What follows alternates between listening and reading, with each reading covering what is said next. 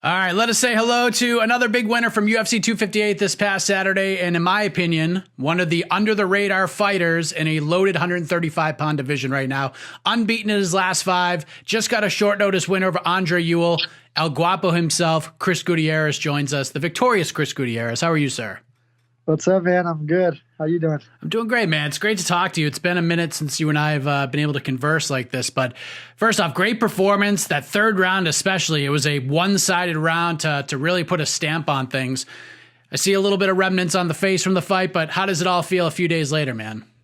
It all feels good. It was kind of like a surreal moment in there. But after watching the fight a couple of times, I got to see my handiwork. But, it's on to the next. So what did you think of your handiwork watching it back? I impressed myself, overall. So, I'm still my own biggest critic, but that's okay because that just means I just want to improve and be the best at what I do. Well, there you go. Why did you impress yourself? Because, I mean, like you said, and all fighters are the same way. You are all your worst critics. You all find, like, things you did wrong more than things you did right. It just seems to be, like, the common thing. But why do you feel like you impress yourself so much in this one? I overcame some demons in that fight. I overcame some demons in my personal life as well.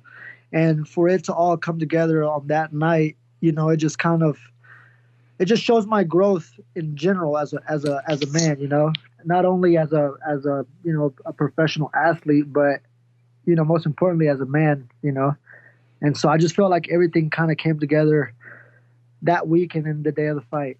So that's why I said I was able to impress myself, and I'm here now. So. There you go. Yeah, it's funny because a lot of people kind of overlooked a lot of things Kamaru Usman had a look through too. Like obviously your situations are a little bit different, but still fighting a former teammate, trying to like mask all of that, try to like apply these things into like where they need to go. It's not very easy to do, and it's often overlooked as a fighter, and that's something you've experienced as well. Yeah, we're just humans as well. We put on our pants the same way everyone else does. We don't do anything different. At least though I don't front flip it to mine. So it's one of those like you have so many emotions, right? And for those 15 minutes or those 30 minutes, the world is looking at you, right? And just some people are waiting for your downfall. Some people are waiting for your the come up, the beautiful stuff, and everyone's just focused on you on either winning or losing. That no one really knows everything that's going on, in your personal life, and a lot of times, man, that affects your performance.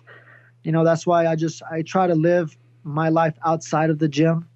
I try to have my personal life in control, not hectic and all this drama. I try to live drama free. I mean, hell, who really wants to live with drama, And so I just feel like everything's coming together. There's a lot to unpack with what you just said, and I want to bounce back there in a second. But just to kind of talk about the fight, like I spoke to Andre, I think it was Tuesday of last week, and he told me that the UFC's original plan was to rebook the fight between him and Cody Stamann for this event. Stamann elected to stay on the card the week before to fight Askar, and then he lost his opponent a few hours before, and by the time that news dropped, you were already in. Pen to paper, signed, sealed, and delivered for 258. Is that how you sort of remember it as well? Did you sign like the Saturday before, or did you know ahead of time? No, it was a Saturday before. I found out Friday evening, hey, short notice fight. I was like, cool, whatever, let's do it. And then it was like, it's against Andre, and I was like, cool, even better, We've been wanting to scrap either way, so it's like, well, let's do it.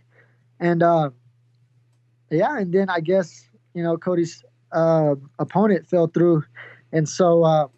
He was left without an opponent. But by that time, we had already signed ours, so, it is what it is. Yeah, too late. You snooze, you lose, right? That's right. So it worked out for you. And then, obviously, Andre having the fight with Jonathan made that an easy yes for you. And then just from like a competitive standpoint, obviously a very big guy for the bantamweight division. He's got that long reach, very confident guy, but you're able to use those, and I'm going to say patented leg kicks of yours, because this isn't like a new trend. You weren't copying Dustin Poirier or anything. You've been doing this for a while now. You slowed him down. He tried to put on his poker face the best he possibly could. So I'm curious, like, were you surprised by how many of those leg kicks that he could actually take and still keep a smile on his face through most of them? I I respect Andre. I respect him first as a man first before an athlete. But I knew he was going to be a game opponent. I know he wasn't going to be no one punch, one kick, and he's going to fall and want a way out. I knew he was going to be there from start to bell, to end to bell. So, was I surprised a little bit that he could take him? But I knew, I put those kicks on anybody, they're going to feel them. So to be honest, I've put middleweights and light heavyweights down with leg kicks. So I know how to chop trees down. That's no problem for me. One of the things that was mentioned on the broadcast, and it went to commercial where I was watching it, so I don't even know if it aired like anywhere. Definitely didn't air where I'm from. It may have been, I don't know if it was between the first and second rounds or the second and third. I might be wrong about that, but Mark Montoya was apparently telling you between rounds to like pick up the pace and throw more volume. And you respectfully told him in essence, like, I get it. I know what you're trying to say, but the guy's waiting to counter. I just can't play into his game like that. So rather than me try to paraphrase this conversation, like what was that conversation like between you and Mark? Oh, that was funny. No, coaches have the best seat of the house, right? And so they can see things that you really can't see because you're so focused in tunnel vision that sometimes you're so focused that you just focus on the body and you're just reacting, right? So you're not really thinking, you're just reacting, but at the same time, you kind of are thinking. It's the weirdest thing ever. But, your coaches obviously have the best seat and you're like the robot in there. They're controlling you. But again, you're the one in there taking the hit. So it's like, okay, I get you want me to throw this, but yet he's doing this. And then so together we go, okay, what do you feel that he's doing? And I'm like, oh, well, he's waiting to step in with this. And then we work around and we're like, okay, well, we're going to do A. When he does A, we're going to do BC really quick. And so we just started, I can't say exactly what it was. It's a secret, but it's just, that's how we communicate. You have to communicate with your corner. Otherwise, it's like, what are they there for? Just to have the best seat of the house? No, they're there to do a job as well. And my coaches are the best at it. And so that's why, it's very important and it's good that we listen to them. Yeah, and obviously it showed in that third round because the volume was up tenfold for sure. I mean, great win. You were obviously not fazed by the short notice at all, considering the card, the fight, the opponent, how it all went. Where would you rank that win in your UFC run thus far? I mean, I'm beaten in like 4, I believe it is. And so where does it put me? I don't know. Like I said before, that's not my job. I could want a ranked opponent and they'd be like, no, you're still, your next fight or 3 fights from now, or your next one could be a ranked opponent. Who knows?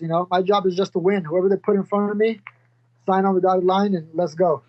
I meant more in terms of like in your mind, like compared to the other 3 wins on the streak on top of this one, like where would you rank this one in your mind in terms of like your UFC wins? I don't know, in a really good spot, hopefully. I don't really know. I would be lying. I really don't know. I just know, since my first, my debut, which I lost. And so since then I turned it around. And so, I'm happy with whatever comes my way. So I'm just here to, I just got to keep winning. That's the name of the game. I just got to keep winning. Yeah. You were, and you talked about earlier, I mean, you were very emotional after the win, understandably so. And for those who have been following along sort of my journey in this sport, you and I have had some very deep conversations over the years as it relates to what you have gone through over the last couple of years, not just with the custody battle, which was mentioned on the broadcast, but like some of the obstacles you've overcome individually because of this whole situation. I mean, you basically were at rock bottom. I mean, you've talked about contemplating suicide at one point, and all these different signs like pointed you to keep on going. So when you like look at how far you have come from that point in your life, in your career, coming off that first loss in the UFC, I mean, man, you were proud of your performance on Saturday, but you got to be proud of like the overall line of work at this point. Are you not? No. And that's honestly, I had a conversation with a friend the other day, and that's exactly what it is. Fighting is not everything about me. I am a fighter, but there's more to me than just being a fighter, And so, I'm a human, and I feel pain just like everyone else. And I think the difference is that, like you said, I was rock bottom. I did, contemplate suicide at one point. Actually multiple times. Not you don't just think of something like that one day, almost do it, and then it just goes away. No, I've had, I suffered from depression and all that from that, and I'm still scarred for life. I'll never forget that day. But I think the difference is, I want to bring awareness to it, and I want to be able to, inspire and help others. I feel like that's truly my calling on this earth. It's not to be a fighter, is to help others, help others in any way I can. And I think it's because of that, I've been blessed to be able to compete with some of the greatest athletes, And so I genuinely feel good when I say that. I feel like that's my purpose, is to help. I actually spoke to Will Brooks the other day, former Bellator champion, fought in the UFC for a little while. Things haven't really gone his way. And that was like one of the big things he talked about. Like if he had just sort of known about the mental health aspect of the sport, like long before then, he might be in a different position than he's in now. He's just sort of like peeling back those layers at this point in his life and his career, and has done like such a tremendous value to him in his life. Have you had like other fighters or other people in the sport reach out to you and get your advice and talk to you about these kinds of things? Yeah, I've had people. Actually, I talked to a friend yesterday that's kind of going through some stuff, and I'm in the process of trying to help him a little bit. I just found out about that too, so I'm in the process of trying to help him out. But and I don't want to put his business out there, but that's what I feel like I'm meant to do is help. To answer your question, yeah, I was able to turn it around. That's good, man. If you don't mind me asking, I know you're doing this all for your son, not just to help him out with life, but you want to show him that, especially in this crazy world right now, like anything's possible. So right. Can I ask how that whole situation is going right now? Like, has there been any headway since we last spoke? With my son? Yeah. No, of course you can ask about it. No, actually, it's been 2 years since I've seen him. Really? Yeah, it was supposed to get better, right? I'm supposed to be with my son. I'm supposed to be seeing my son. It's 2 years. I haven't seen anything. I haven't seen a picture. I haven't seen anything. Oh my God. I remember. So, yeah, because I remember the last time we spoke, it was like, I think you had to meet somewhere with like the ex, and it was like one of those meetings where like it had to be monitored in a way, and you thought you were going to be able to overcome that. That's it. And 2 years later, it's 2 years, huh? Yeah, 2 years. That I was seeing my son at a library. Yeah, 2 years ago. I was seeing him at a library, and it was good, man. It was good. We were with each other once a week for 2 hours, I believe. And it sucks, right? Just 2 hours, but I take that over anything. And then some circumstances happened, and for whatever reason, I don't know why, but yeah, I lost those rights too. Lost those rights too. So then it's like we're back at square one, which I'm supposed to be at this library seeing my son, and then situations happen out of my control. To be fair, me and my son almost got hit by a car. Let's just say that. Oh my God. Yeah. I wish I could make that up, but it's not. So yeah, I'll leave it like that. Yep, me and my son almost got hit by a car, and I'll let your imagination do the rest. Okay. Exactly. So, yep, I was the same way. How we almost get hit by a car, but then I lose rights to see my son even more. That's crazy, man. So yep. So like you said, back to square one. Does that mean you have to start this process over, or are you is it like before square one now? I mean, I'm supposed to be going to a facility to see my son, but those haven't been going successful either. So, something's got to give. So hopefully, this Wednesday, it's actually just got news. We're supposed to be able to start seeing him this Wednesday. But we'll see. Until he's in my arms, in my possession, you know what I mean. Until he's with me, I can have something different to say. But until then, 2 years. But I'm still pushing, still going. Man. Good for you. Good for you. I'm glad you're still pushing. I'm glad you're in a good spot. And listen, when you go to Factory X and you get to hang out with guys like Brandon Royval and Yusuf Zalal, it's like having two little kids jumping all over you, right? That's exactly what it is. They're always. That's how it is at the gym, man. This is a big family.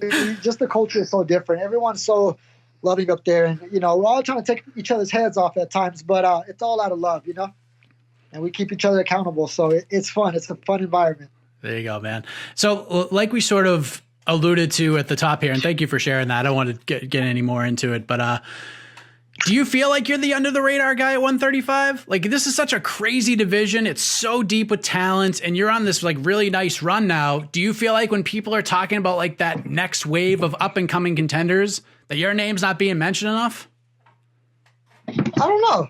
I mean, I think people know who I am. I just, I just in due time, in due time, it'll happen. I've always been the under the radar type person, though. I've always been the underdog. I've always been, even when I've been at champions at promotions, I've been the underdog. So it's like I've never been that person to never stand out until it's too late, and then we got to dance at that point.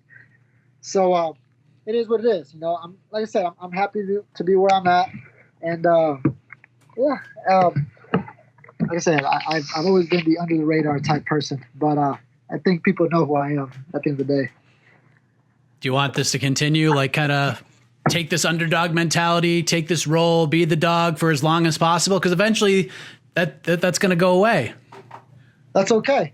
And then in due time, right? Then in due time, that means that the time is meant to be, But I'm still going to be the same person. I'm still going to go in there with that underdog mentality, because that's what makes me who I am. That's what makes me dig the way I dig. So at the end of the day, I just play my role. And I play it well. Let's put the analyst hat on for a moment, if you could, Chris. Got a big bantamweight title fight coming up in a couple weeks. Got Petr Yan fighting Aljamain Sterling, his first title defense. I gotta say, of all the title fights, like, listen, you got some big names in there, but of all the title fights that I'm just fascinated by from a competitive standpoint, this one might top the list for me. How do you see this one playing out? Like, what are you looking for at that fight? Man, that one's gonna be an interesting fight too, though. Because they're all killers, But who's gonna take that one? I think Aljamain is.